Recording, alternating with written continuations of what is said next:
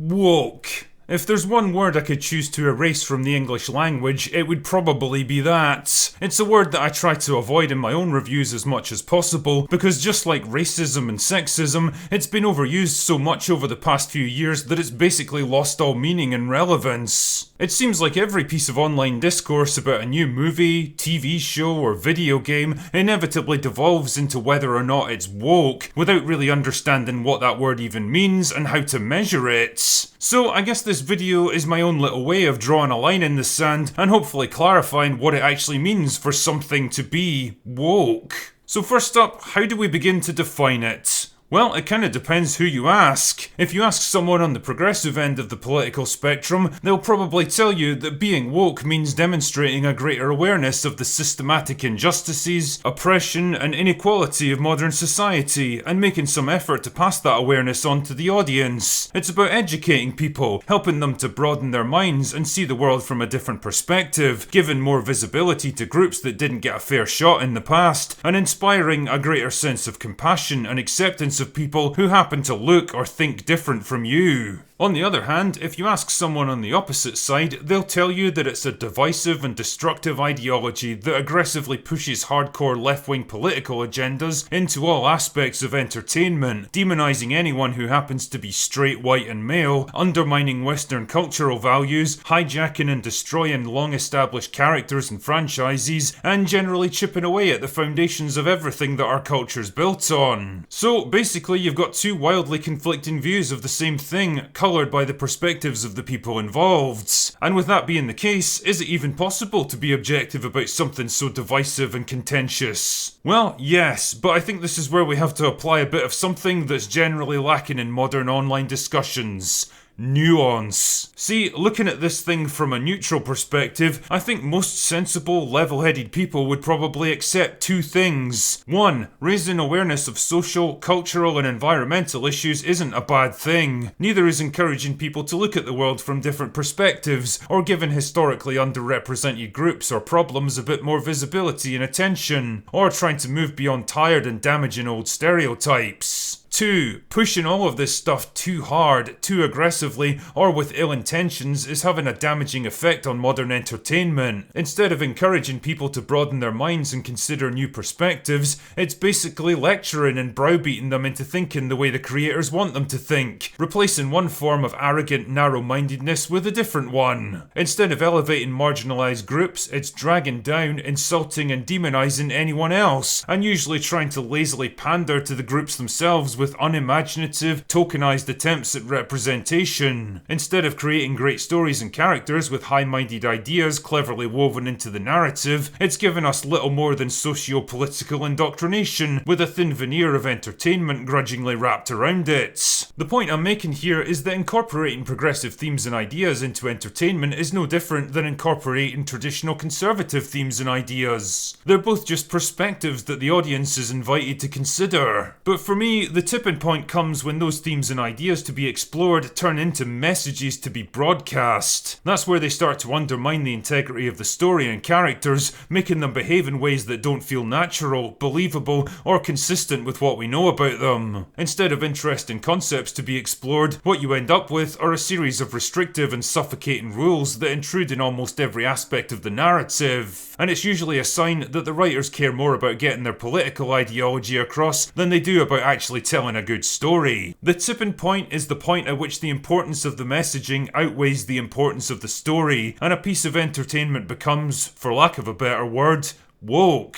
But if that's the case, then how exactly do we define where that tipping point is? Well, this is where a bit of nuance and common sense has to come into play. And yeah, maybe a drunken arsehole from Scotland isn't your best guide for this kind of stuff, but unfortunately, I'm the only person available to me right now, so here we go. As our first little example, let's consider the theme of representation. We live in a diverse world where you can walk down the average street in any big city, and you'll likely see people of every race, colour and creed passing you by. So naturally, it makes sense that that kind of diversity should be represented in our entertainment. If, for example, you're writing a story set in modern day New York, or London, or Paris, then it makes absolute sense to have a diverse cast that reflects the diversity of those places. In short, diversity as a simple concept is not woke. On the other hand, if your story happens to be set in medieval England and you try to work in that same level of modern day metropolitan diversity, then you're probably going to run into problems because your story no longer reflects the reality of the place it's set. You're trying to bend reality around what you wish it could be rather than what it is, and people can see through that pretty quickly. It's the same deal if your story happens to be set in a small town in modern day Norway, or Russia, or the Shetland Islands. Isolated places where the population is like 99% white. That's not an inherently good or a bad thing, it's just the reality of living in those places, and if you try to misrepresent them to fit with a preconceived notion that every single place and time has to be as diverse as downtown Los Angeles, then you're setting yourself up for a fall. The BBC's particularly bad for this kind of thing, where their diversity and inclusion quotas get applied to absolutely everything they make, regardless of whether or not it makes a lick of sense. Or how about female characters? I mean, historically, women haven't been all that well represented in movies, TV, and video games. Yeah, there's definitely been examples of awesome female characters from almost every decade of entertainment, but there's also been plenty of lazy stereotypes of overly emotional damsels in distress, incompetent empty-headed bimbos, and overly sexualized fantasy figures. Needless to say, those ideas are dated and unrealistic. And the thing is, recent decades have seen a change in those attitudes, with more and more stories presenting women as strong, capable, empowered, and complex. Great stuff, and a well-deserved rebalancing of the scales. In short, having strong female characters in your stories isn't woke.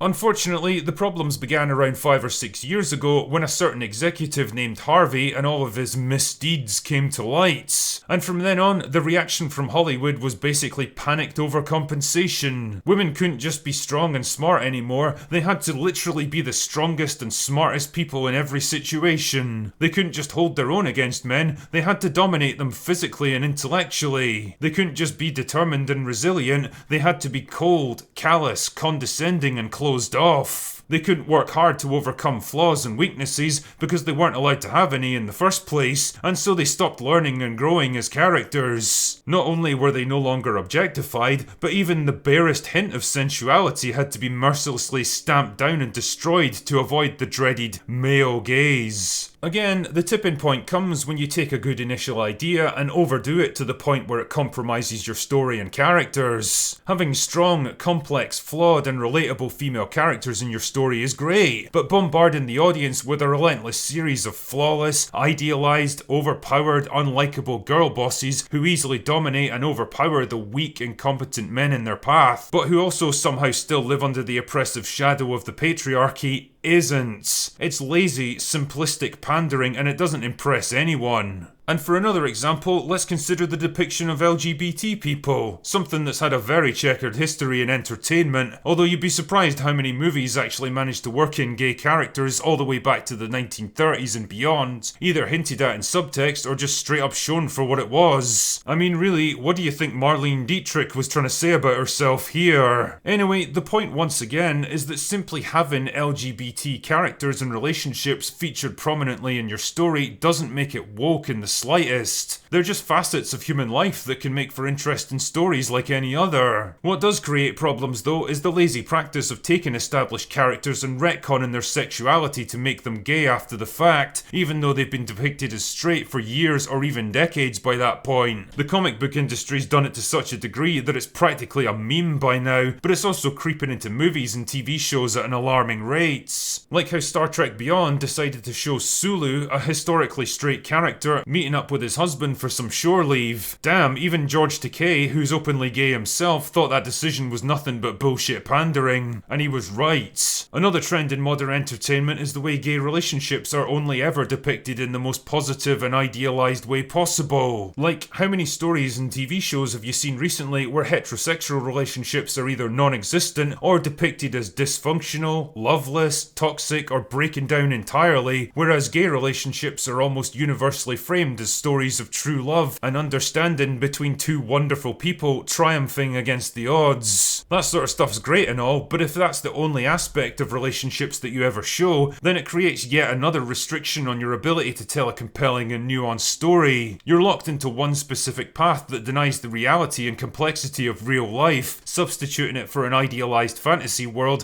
where nothing gay can ever be bad.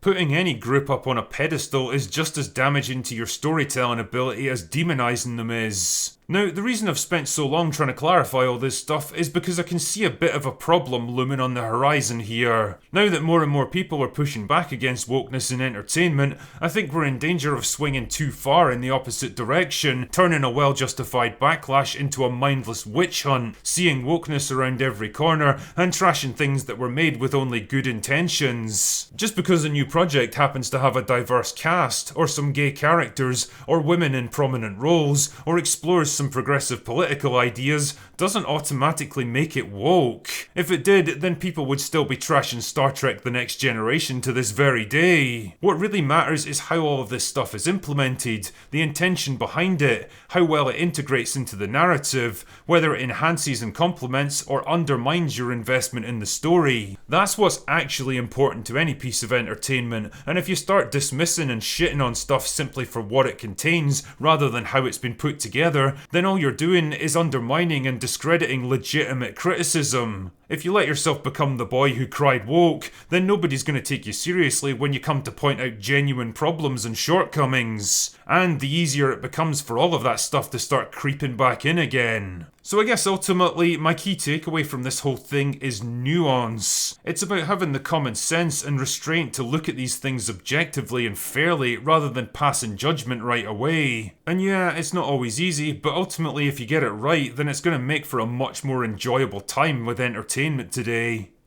Anyway, that's all I've got for today. Go away now.